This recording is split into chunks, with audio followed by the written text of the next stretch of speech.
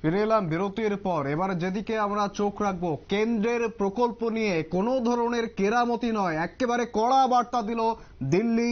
আমরা দেখেছিলাম যে নীতি আয়োগের বৈঠকের পরপরই বিজেপি শাসিত যে সমস্ত রাজ্য আছে সেই সমস্ত রাজ্যের মুখ্যমন্ত্রীদের নিয়ে বৈঠক করেছিলেন নরেন্দ্র মোদী এবং তাদেরকে সেই কড়া বার্তা দিয়েছেন প্রধানমন্ত্রী।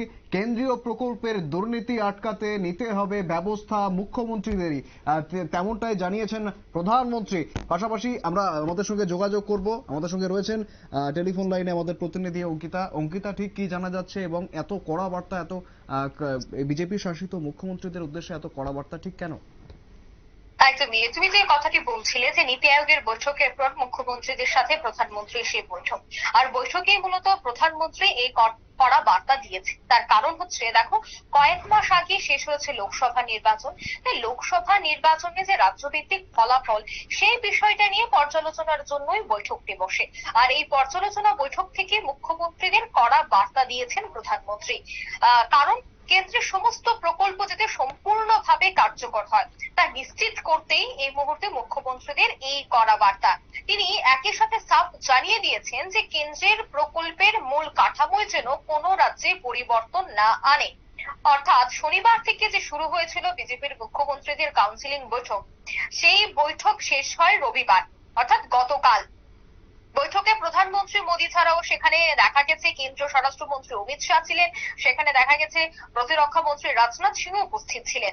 আর সেই বৈঠকেই প্রধানমন্ত্রী বিজেপির মুখ্যমন্ত্রীদের জনগণের কাছে কিভাবে আরো বেশি পৌঁছানো যায় তা নিয়ে কিন্তু পরামর্শ দিয়েছেন। সে সাথে তিনি উল্লেখ করেছেন এই কেন্দ্রীয় প্রকল্পের কথা।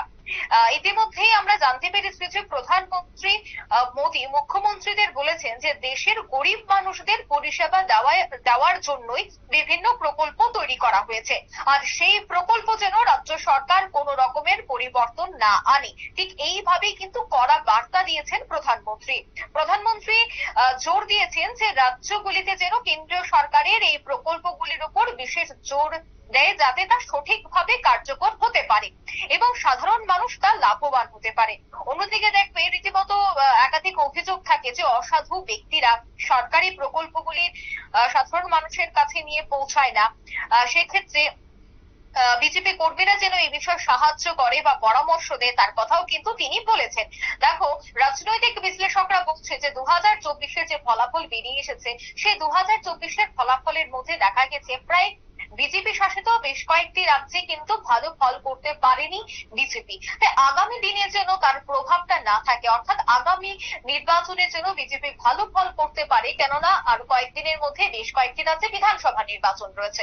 তাই এর আগে যেন প্রত্যেকটা রাজ্যে, বিশেষ করে বিজেপি শাসিত রাজ্যে, যেন মাটি আরো শক্ত হয়, যে সমস্ত কেন্দ্রীয় প্রকল্পগুলি রয়েছে তা যেন সাধারণ মানুষের কাছে পৌঁছে যায়, সেই বিষয়গুলিকে মাথায় রেখেই প্রধানমন্ত্রীর এই কড়া বার্তা মুখ্যমন্ত্রীর। অন্যদিকে বিশেষ করে দেখা যায় যে বিভিন্ন সংবাদ মাধ্যমে উঠে আসে যে প্রধানমন্ত্রী আবাস যোজনার ঘর থেকে কেউ বঞ্চিত।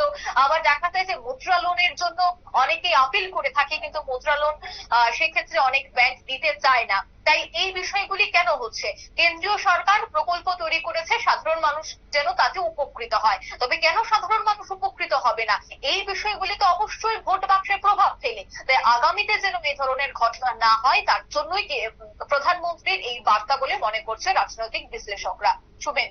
একেবারে ধন্যবাদ অঙ্কিতা। আমাদের প্রতিনিধি অঙ্কিতা জানাচ্ছিল ঠিক সামনেই বিধানসভা নির্বাচন রয়েছে এবং লোকসভায় যে ভরাডুবি বেশ কিছু রাজ্যে ভরাডুবি হয়েছিল বিজেপির, সেই ধাক্কা থেকে কাটিয়ে উঠতেই এবং যাতে একেবারে তৃণমূল স্তরে প্রান্তিক মানুষের কাছে সমস্ত প্রকল্প পৌঁছে যায় সেদিকে যথেষ্ট নজর দিয়েছেন মোদী সরকার। পাশাপাশি সেই উদ্দেশ্যেই কিন্তু মুখ্যমন্ত্রীদের উদ্দেশ্যে কড়া বার্তা দিয়েছেন মোদী। ফিরে আসি একটা বিরতির পর, সঙ্গে থাকুন।